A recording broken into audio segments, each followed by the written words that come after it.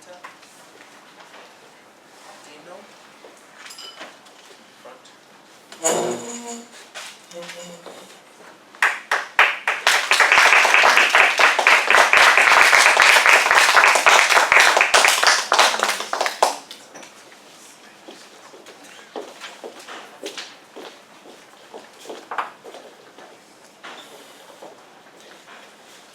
Good morning, everybody. Good morning. Hello, Dino. Hello, hello. So I'm the evaluation chair, and this is the best part of the meeting, is because I'm chairing it. That's why they were laughing. You might joke, really.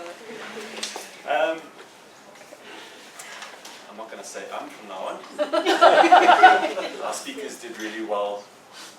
I'm not using that word. So this part of the section is all about reviewing the people's speeches and how they did and where they can improve and basically giving highlights. And the reason why we do that is just to highlight within ourselves, that's a good point, that person did excel within this specific area. I'm going to start practicing in that when I start saying a speech. So it kind of gives a highlight and a informative session on like how we can improve ourselves, and it benefits all of us. So I would like to call up Tanya to give the evaluation on Snanzi's speech. Please welcome Tanya.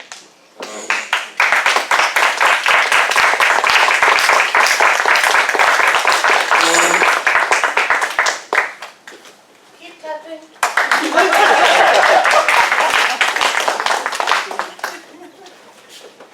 I've actually missed being here, I can't tell a lie, so I'm making the most out of the performance.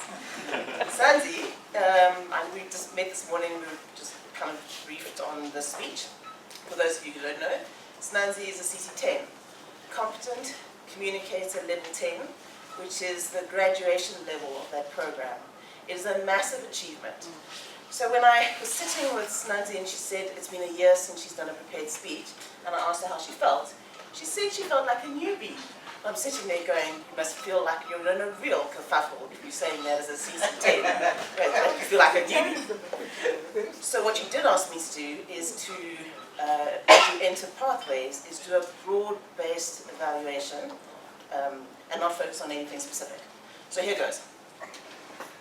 I loved your opening, Snanzi, and you captured me entirely with the bread basket of Africa. And I so desperately wanted to know more about the bread basket of Africa, and you went straight into the next part of your speech. You could have stayed on the bread basket of Africa for another 30 seconds because I was so entertained. And you know, I was wondering to myself, what country is it? Because you never told us which it is. I was thinking Lesotho, Zimbabwe, but the bread basket captured me, but I so would have liked to hear a little bit more. You did go into the various chapters, the body of your speech, and I thought you shared so much content with us. It was absolutely brilliant, and it met the objectives of the speech, because the objectives was to get to know Snanzi better, and we very, very much did. Chapters that caught my attention was Michael sweeping you off your feet. I loved that. Your journey into Africa and the various cultures. Loved that. Your story about the rugby trauma injuries, the chess, and then the boxing was fantastic. And in that particular section, you used pausing so well, it was lovely to see. Areas of improvement are incredibly difficult to focus on, especially someone who's as qualified as yourself. The one that came to mind was planned gestures. There were opportunities where planned gestures and vocal variety could have been woven in. For example, Michael swept me off my feet. It's just a small area that we looked at as maybe an area of improvement. And there was a little bit of shuffling going on, which I struggle with myself, so possibly some shuffling. The one part that you have to evaluate in a broad evaluation is what they call the closing. And I think your closing was excellent. It is the one place where I did see incredibly planned gestures, where you went, the past is where I've come from, here is where I am today, and I'm excited about the future. So I think your closing was very powerful. Overall, you met the objectives, well done. The message I got is that you've had a very adventurous life. You are dynamic, ambitious, and we as a club are lucky to have you as a member. Thank you.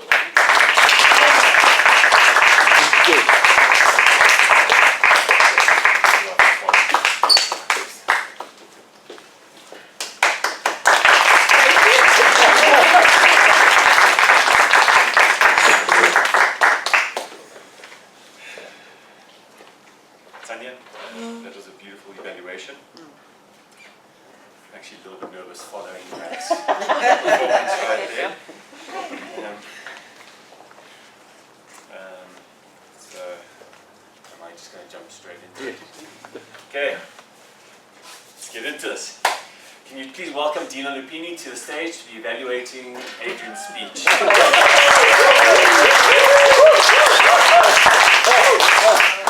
Thank you, thank you. I need this. Adrian, your speech was why Toastmasters? Now, the purpose of your speech was to deliver a speech using skills that you have to an unfamiliar audience. Keeping that in the back of our minds. Your speech basically was broken down into why Toastmasters, gave us an explanation on why people join, and you started speaking about why people actually leave. And you spoke about specific individuals that have stayed in the club for fairly long periods of time, and you actually pointed out specific individuals in the crowd, indicating Harold, that you want to walk up to him, poke him in the head. Then you moved off onto a technique on, so you explained why people leave. It's because of like poor time management, don't have enough time in your lives, and you kind of fall out. And then you spoke about a technique on how we can actually improve our time management by using the Pomodoro technique, which is a very useful technique on how to speed up your speeches and maybe get to the crux of it. We didn't actually hear how long it took you to write that speech. Then you concluded on your conclusion was two quotes by Nelson Mandela. I'm not really good with paraphrasing, with quotes. But you mentioned about having your head and heart in the idea, and a tongue that you can actually converse your ideas really well. So, beautifully laid out speech. You did a lot of research into the topic on why Toastmasters, how to keep us captivated. And the areas that you need to start improving is that there's a lot of stories that you started but you didn't finish, like the Pomodoro technique. I don't know. That's the technique that I want to use from now on for writing my speeches. And the purpose of the speech was to connect with an audience, an unfamiliar audience. Now, by mentioning people within the crowd, you're not, it's kind of going against that objective, because you're not supposed to know anybody in the audience. So you showed really good techniques on how to connect with your audience. So you got very specific techniques which you need to, which are really good for other speeches, but with this specific purpose, you didn't meet the criteria. So I would say that please can you rewrite the speech in such a way that it's connecting with an unfamiliar audience, and but you can use the speech with other purposes. Okay. But otherwise, please keep on giving us your very entertaining speeches. We really do enjoy them. Thank you.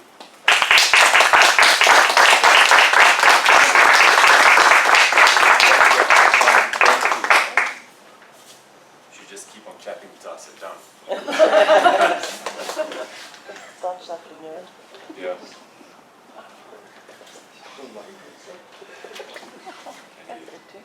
Gather my thoughts. Okay, whilst Johan is slowly shuffling up here, I just want to give one or two pointers on, from a general evaluation point of view.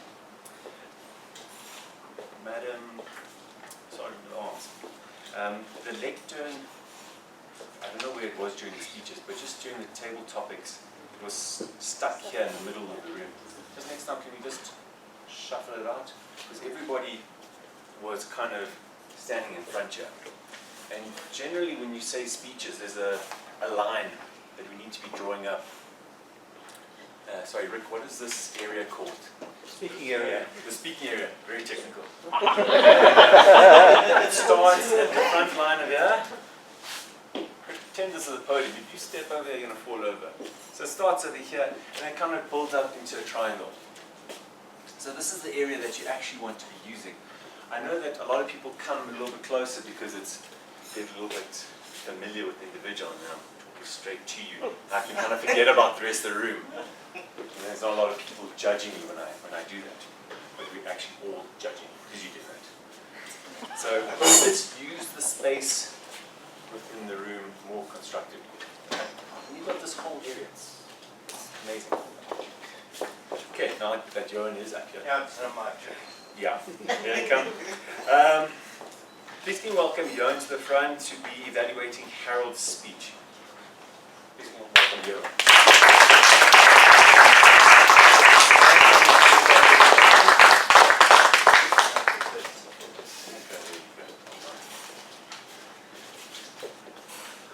Yeah, Harold, the title of your speech was Hitchhiking Through the Networking, what? Yeah, something, Networking maze. yeah, networking maze. Harold, what I found very interesting was when you started off your youth, it was, you could hitchhike quite comfortably, no problem at all, which we wouldn't do today. Then hitchhiking through Europe, very interesting. You got stuck in Lucerne for how long? And the same to you. Yeah, I'll tell you what we found was a very good analogy was networking is like hitchhiking, or networking is like hitchhiking. An excellent analogy. Your things that really stuck in my mind were your points, 3 points of patience, flexibility, and conversationalist. When you visit say a think tank to try and generate business or interest, you have to be able to be a good conversationalist to get people interested in you and your product. And I think you were very successful in that. Harold, I found it very difficult to assess your speech because you are you've been at it so long, you are so smooth, and what can I say, there's no room nothing that I can say where you can improve. Our little group said, well, maybe a bit more hand gestures. I come from a race of people who are very doer. We don't do that sort of thing at all. So that's about the only thing that we can come up with. Thank you very much, Harold. Really enjoyed it. It was very interesting and gave us a lot to think about. Well done, Harold. Thank you.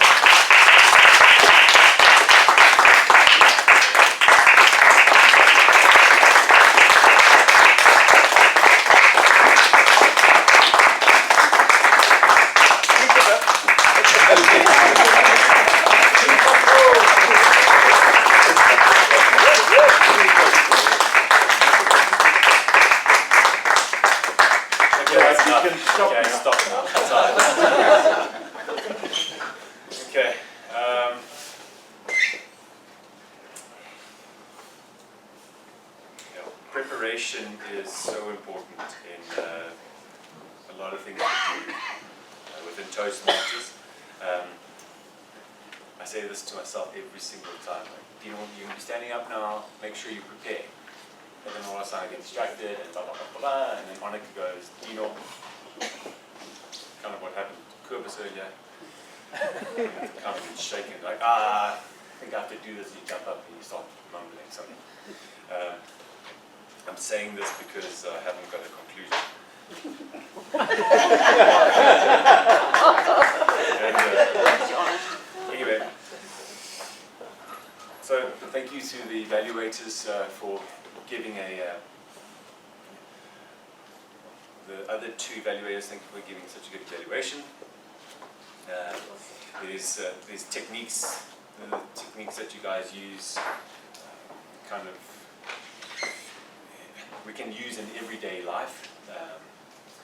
If you guys have employees below you, you can kind of use this technique whereby if you want to give somebody feedback, don't start off with negative feedback because the person's going to shut down. So if you saw that we kind of started off with a positive feedback, then we moved off into the improvements, then finalizing the feedback by giving something reassuring to the individual. And just, you can kind of give somebody negative feedback, but they leave being, okay, I can actually fix this, I can really improve this. And that's a technique that guys use in these evaluations. So well done, guys. Okay, from the general evaluator point of view, I just want to comment on our current meeting. I just want to say thank you to Sergeant Lance. For me, the facility running perfectly. Aircon, lights, everything fantastic. So thanks for that.